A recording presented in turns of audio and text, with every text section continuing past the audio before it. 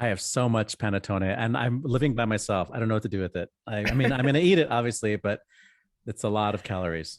Raise your hand if you Not, would like panettone. not good for my core. On the Dallas Opera Network, you're listening to Opera Box Score. Let's get ready to rumble! Wherever you are, however you're listening, this is America's talk radio show about opera. It's Opera Box Score. I'm your host, George Cederquist, joined by Oliver Camacho, Matt Cummings, and Ashlee Hardgrave. All right, this week in Chalk Talk, 2021 is in the record books. We take a look back at the most impactful stories of last year. And then, listener mailbag, just how do you explain opera to the layperson anyway? Plus, 2-minute drill. Gonzalez Granados, Leniv, and Yankovskaya are all taking steps to become even more opera household names than they already are. Hey, look, if you're watching on TDO, you want to subscribe to our podcast. If you're on Stitcher or Spotify, you click follow to subscribe to the podcast, or you can just smash that sweet plus sign if you listen on Apple Podcasts. And guess what? More platforms on which to listen to the show are coming your way in the weeks to follow. Hey, look, email us your hot takes, operaboxscore@gmail.com. Drop us a line. Get that OBS beer coaster. Get that OBS lapel pin just for sharing your voice. Oliver Camacho, great to see you again. Like, you can go out onto your terrace, and that's a platform. You can listen to it there. You could indeed. You can wear platform shoes. You could, Lots of Matt options. Cummings. Yes. How about you, Ashlee? I plan on building a platform out of pallets and standing on it while I record the next episode. Isn't that like a TikTok trend? Platform.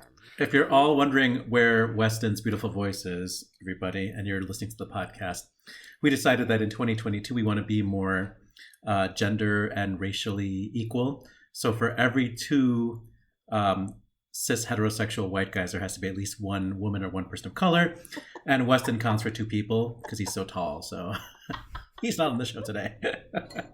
Weston, I was going to say we instituted a 6-foot height cutoff, but but You Weston must be is under also this height to ride. probably secretly rubbing his hands in glee as Alabama marched on to the national championship game on December 10th. Hey, so guess what? Georgia football, it's real. It's a thing. If you're a Michigan fan, boy, did you learn that the hard way on New Year's Eve. Yikes. Not worth a repeat. Our family, we listen to the game on the radio because we don't have ESPN TV. That's so but I sweet. bet you've got Georgia on your minds today. Oh, there it is. Ashlee, the Hogs winning in the Outback Bowl. They sure did on New Year's Day. All I have to say is suck it, Penn State. Also, suck it to all of the coverage ahead of time. There was an article that came out that said everybody is rooting against the Razorbacks in the Outback Bowl because the SEC wins too much. First of all, yes, they do. That's why everybody's bottlenecking to get into the conference. Second of all, we're decidedly one of the worst teams in the SEC. So, if anything, people should be rooting for us to take down some of the bigger guys. But at any rate, for the last time this season with my squeezy, go Hogs. There it is. Let's talk some opera. Chalk Talk on Opera Box Score. 2021 in the books. We are looking back on the show this week, putting together a highlight reel of some of the biggest, baddest, bestest stories from the past year. I think we're probably going to eschew making any predictions for 2022. Oliver, No. you wanted to start with middle-class artists. I do want to start with middle class artists, but I want to say that if you just walked away from your podcasts like we did for the past 2 weeks during the holidays, I encourage you to go back and listen to the 2 episodes that are in your feed below this episode. I can't believe that we talked to Kimon Murat just as the rest of the world was getting to know him. He became an Operalia finalist. We also had Barbara Hannigan on our show. Did we have Barbara Hannigan on our show? We sure did. love her, Miss Hannigan. Miss Hannigan. And, I think while I was doing that interview with Weston, I was just so awestruck that I didn't even hear what she was saying. I couldn't believe that she was talking to us. And so I listened to it again. It's like, oh my God, She is such an amazing person. One of our listeners says that she's probably the most brilliant musician alive today. Wow. So, Wow. All great. I mean, again, 2021 was a really great year on the OBS. So I did want, on today's episode, we want to just take stock in some of the stories that were important to us in 2021. And you have to say that Zach Finkelstein's Middle Class Artist was what we were talking about, like getting out of December of 2020 and getting into the first quarter of 2021. Middle Class Artist was a real force to be reckoned with in our community. He had just published a big story about online audition fees, since a lot of opera companies were moving to online audition models. And then a series of articles that had to do with discrimination against women and fat shaming, which led to, we think, tipped the scales towards Diane Zola resigning from the Metropolitan Opera. It probably didn't hurt. Yeah. And then there was that weird article about that guy, the journalist Andreas Laska, who was like soliciting singers and, saying, I'm going to write an article if you would just send me your naked pictures, or whatever he was doing. It was a weird article on an even weirder person who was trying to do weird stuff to people in the industry. So let's place the weird in the right spot. That just had bad mojo written all over it. But then there was like the article that really brought Middle Class Artists to like another level, which was the bonkers, hilarious Boris Martinovich International Vocal Competition, which Zach, in his article, revealed was saying that so many people had applied to it and posted their online videos as if those people were actually contestants, but they were just apparently taking all sorts of stuff off the internet and putting them on their site. And those people had not even, applied to be in that competition. And they said that Denise Graves was going to be one of the jury members. And, Denise Graves was like, I don't remember saying yes to that. Like, we maybe had a conversation. Quickly hot potato. She was like, not it. Yeah. But the competition continues. The Boris Martinovich competition will happen again in 2022. And they still are charging a $90 application fee. And yeah, I went over damaged goods, though. It got to be damaged goods at this point. George, Diane Martinovich is going to come for you. Bring it on, baby. I went over to the website. I want to hear this, but then I have a question for you. Yeah, I went over to the website of the borismartinovich.org competition just to see like who was on tap to be a jury member this year. And this year they brought in the big guns. Philip Pavizic from the Croatian National Theater, Jungmi Ko from KAF Entertainment Company, Mikhail Sinkovich, who apparently is a conductor at the Mariinsky Theater, so that's a big deal. Im Sang Yoon from La Primavera Opera in Los Angeles. You're not going to make it anywhere unless you have Primavera's endorsement. So, but still, $90 to get into that competition. Speaking of cutting edge journalism, should we infiltrate the competition? Should I apply as like an Eastern European? There's no age limit. Ashlee Hardgrave? Like I could just give him I could throw him a Caro Nome and see what happens. Nah, I can't. You could, if you do, please name me as your manager. Absolutely. They might put you on the jury, Matt, if you say you're a manager. 2021 really was the year of the middle class artist. What gives me pause for thought, right, was that the last post on that site was in April of 2021. I know, and I wrote, maybe just life caught up with Zach. Well, Zach got a new job, and it's in Seattle. I don't know if he was already based in Seattle, but at any rate, I think he was, yeah.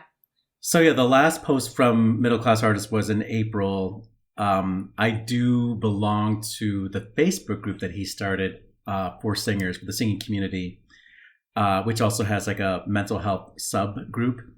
And that group is active, and I do see Zach posting in that group. But maybe, burnout. And like, we're not, we love you, Zach, and like, thank you for all the work you did for us. But it would be great if somebody carried the mantle, the new Batman of the opera world, With great power comes great responsibility. That's Spider-Man, though, right? That was really mixed It emphatically is Spider-Man. Is that Marvel and DC? And I don't even want to get into that. Good call. Bad call.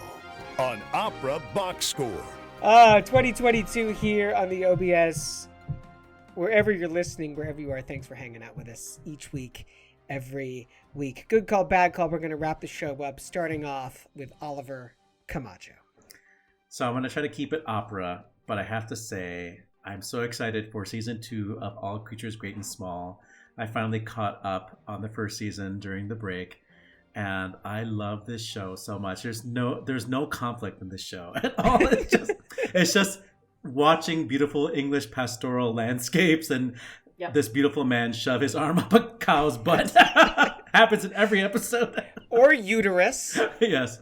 But I did want to bring it to opera and do my own fantasy casting of All Creatures Great and Small. So I propose Yeson Davies as Dr. James Harriet, Jesse Blumberg as Dr. Siegfried Farnan, Mireille Asselan as Helen, Kate Lindsay as Mrs. Hall, and breakout star Duke Kim as Tristan Farnan. All of these friends of the show, you can find them in the OBS archives.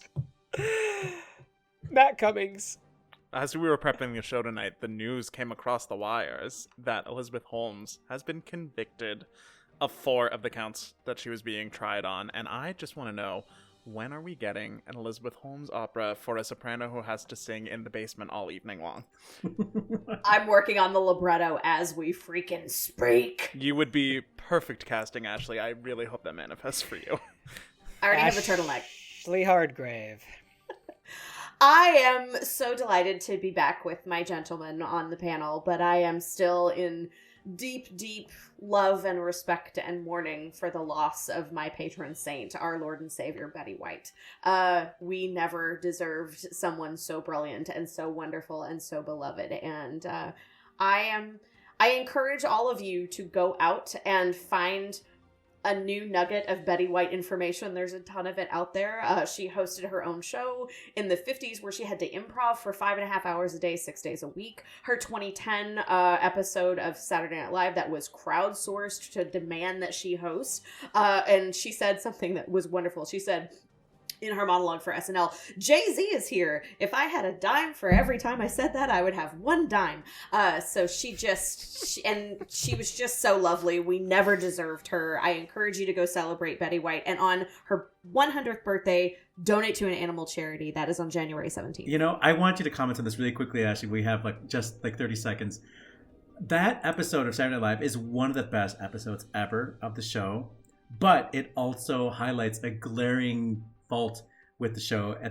In that year, the only principal female cast member was Kristen Wiig. That's correct. And they had to bring back Tina Fey and Amy Poehler and Anna Gasteyer and Maya Rudolph to make that show work, and they were all phenomenal. But what was going on with SNL that year? It was a weird turnover time. The main cast members, you're right, there was 1 female. They had a lot of the secondaries, what they call the features. They're kind of like the apprentices. And a lot of those, they had Jenny Slate, they had Abby Elliott, they had Nassim Pedrad. None of whom lasted particularly long on that show. And especially Abby Elliott was interesting considering that she's a second generation, because her dad, Chris Elliott, who also didn't last very long, was on the show. She's so much funnier than him, too. She's so much funnier than him. But yeah, it was a good era in the show, but it was also a weird time in terms of equity. I mean, they had the best men ever. I mean, they had Bill Hader and Jason Sudeikis. The guy that plays MacGruber, Will Forte. Oh my God. Will Forte, yeah.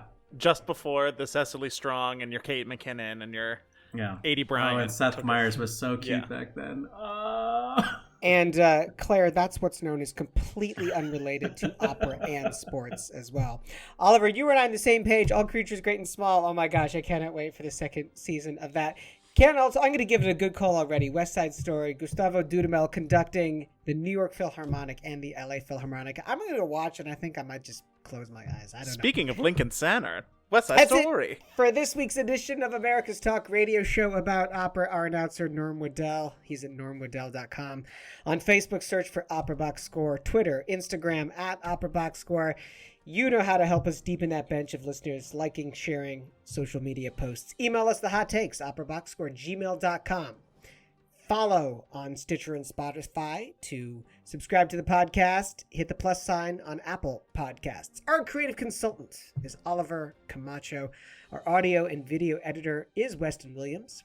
For your co-hosts, Matt Cummings, Ashlee Hardgrave, I'm George Cederquist, asking you to continue the conversation about opera as you check out all the fresh meat at the gym.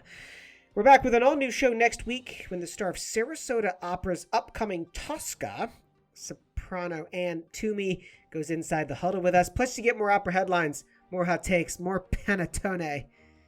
Join us.